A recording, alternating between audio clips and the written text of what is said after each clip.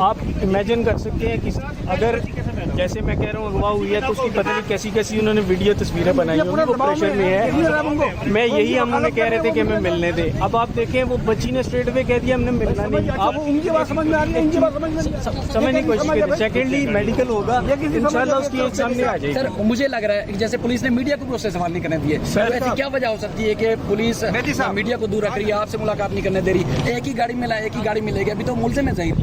ये बिल्कुल आपका क्वेश्चन जो है ना, यही मैं कह रहा हूँ। पुलिस ने हमारे साथ इसमें कोई कोऑपरेट नहीं किया। वालदा से मिलने दिया नहीं दिया यार, एक सेकंड के लिए भी नहीं मिलने दिया। ऐसा कौन सा दुनिया में कौन सा कानून है कि माँ बाप से मिलने नहीं दिया? सर इस मामले में सिंध हुकूमत ने बड़ा कोऑपरेट किया था। बिल्कुल पुलिस के रवैये के ऊपर आप हुकूमत से नहीं शिकायत करेंगे कि माँ बाप के? सर मैं एक चीज बता रहा हूँ, मुझे सुप्रीम कोर्ट भी जाना पड़े मैं जाऊँगा। मैं केस को इधर क्लोज नहीं कर रहा।